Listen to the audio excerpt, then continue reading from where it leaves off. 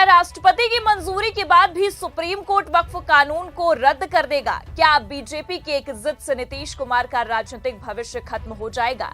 ये सवाल इसलिए क्योंकि आपको बता दें कि जहां एक तरफ राष्ट्रपति ने अपने हस्ताक्षर कर इस बिल को कानून बनाने का ऐलान किया है, वहीं दूसरी तरफ मामला सुप्रीम कोर्ट में और भी पेचीदा होता नजर आ रहा है, जिसने मोदी सरकार की ही नहीं बल्कि नीतीश कुमार की भी मुश्किलें बढ़ाकर रख दी है। नमस्कार, आप देखना शुरू कर चुके हैं 4 PM न्यूज नेटवर्क और मैं हूं आपके साथ प्रगति ठाकुर। आखिरकार भारतीय जनता पार्टी ने अपने मन की कर ही ली। दोनों सदनों में आधी रात को आनन फानन में विपक्ष के विरोध के बावजूद बिल को पास करा लिया, लेकिन नीतीश कुमार की राजनीति को खत्म करके रख दिया। आपको बता दें कि सुप्रीम कोर्ट में मामला जाते ही अब नीतीश कुमार की मुश्किलें काफी बढ़ गई हैं और इन याचिकाओं ने बिहार चुनाव से पहले ही चाचा की हालत बद से बदतर करके रख दी है। तो क्या अब नीतीश कुमार का द एंड हो चुका है? क्या मोदी सरकार इस बिल के खिलाफ दायर याचिकाओं से घुटने टेकेगी?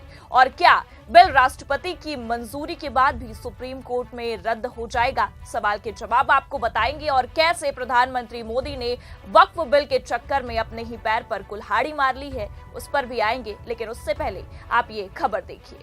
संविधान खत्म, सौहार्द खत्म, वक्फ कानून के खिलाफ सुप्रीम कोर्ट जाएगी आरजेडी, बनाई रणनीति।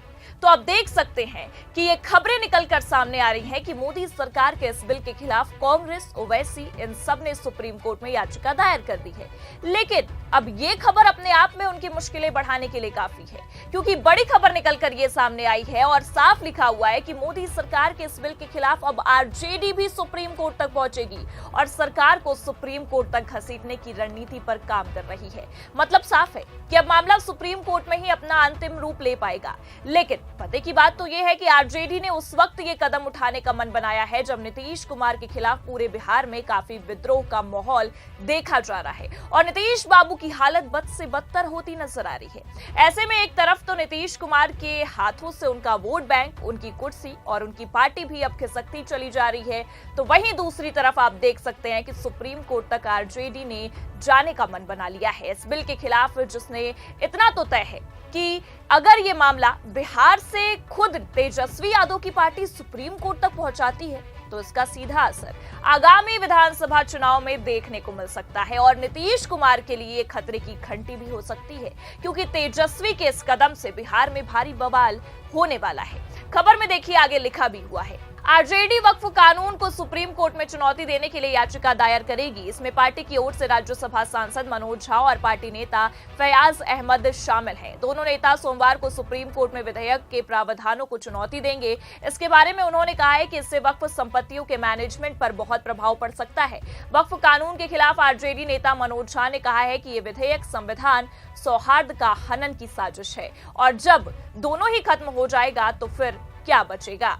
तो अब एआईएमआईएम चीफ असदुद्दीन ओवैसी और कांग्रेस के अलावा सोमवार को आरजेडी की ओर से भी सुप्रीम कोर्ट में मोदी के इस बिल को चुनौती दी जाएगी और इस बिल के खिलाफ मोदी सरकार के साथ ही साथ नीतीश कुमार को भी सुप्रीम कोर्ट तक घसीटा जाएगा, जिससे ये तो साफ है कि अब नीतीश कुमार की हालत बिहार में किसी कठपुतली से कम नहीं होने वाली है, जिसने भारतीय जनता पार्टी के इशारों पर काम करके अपने ही पैर पर सबसे बड़ी कुल्हाड़ी मार ली है।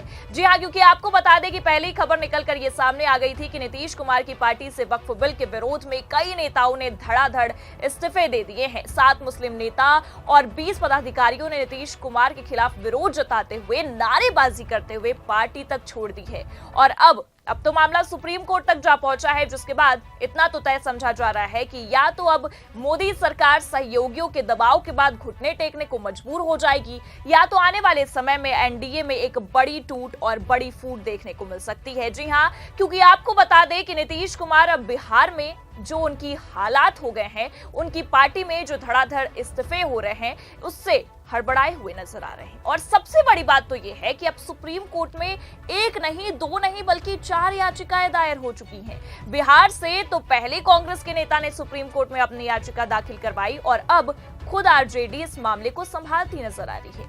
लेकिन इन सब के बावजूद जो सवाल इस वक्त सबसे ज्यादा चर्चा का विषय बना हुआ है वो ये है कि विपक्ष के बार बार याचिका दायर कराने के बावजूद कानून बनने के बाद भी सुप्रीम कोर्ट इस याचिका को रद्द कर सकता है।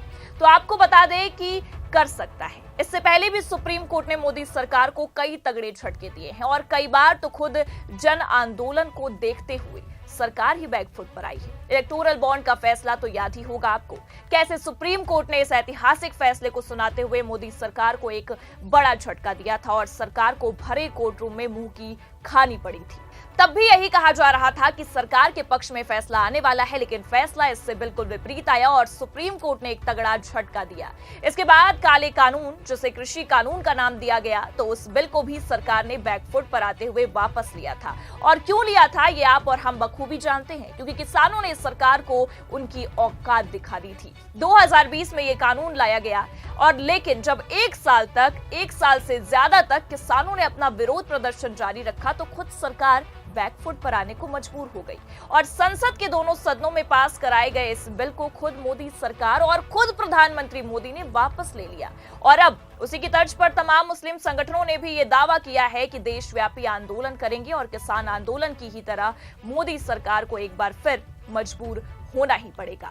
और इतना नहीं है, बल्कि आपको बता दें कि खुद विपक्ष ने भी सरकार की इस जिद पर हमला बोलते हुए ये दावा कर दिया है कि वक्फ का भी हाल किसान आंदोलन की ही तरह होगा। अब जिस तरह से वक्फ बिल के कानून बनते ही देश में आंदोलन देखा जा रहा है, उससे इतना तो साफ है कि या तो सरकार खुद मुस्लिम समुदाय के सामने घुटने टेक देगी या तो सुप्रीम कोर्ट की एंट्री होते ही ये मामला और भी पेचीदा हो जाएगा और आने वाले समय में इलेक्टोरल बॉन्ड की ही तरह सरकार को मुंह की खानी पड़ सकती है, क्योंकि सुप्रीम कोर्ट में अब मामला पहुंच चुका है। विपक्ष ने सरकार को कोर्ट तक घसीटने का अपना पूरा मन बना लिया है और जिस तरह से इस वक्त ये मुद्दा गरमाया हुआ है, पूरे देश में इस मुद्दे के खिलाफ विरोध जारी है। ऐसे में संभावनाएं यही है कि जल्द ही सुप्रीम कोर्ट में जजों की पीठ इस मामले पर सुनवाई कर सकती है और ऐसा भी हो सकता है कि खुद इस मामले में सीजेआई संजीव खन्ना की बेंच अपना अंतिम फैसला सुनाए और इस बिल पर अंतिम मुहर लगाए। फिलहाल अंतिम मुहर कब लगेगी और कौन लगाएगा, सरकार कैसे इस बिल के विरोध को हैंडल करेगी, ये तो आने वाला वक्त बता ही देगा। लेकिन सबसे बड़ी बात तो यह है कि जैसे ही ये बिल लागू हुआ है, सुप्रीम कोर्ट में धड़ाधड़ याचिकाएं दाखिल हो रही हैं, सहयोगियों की हालत खराब हो चुकी है।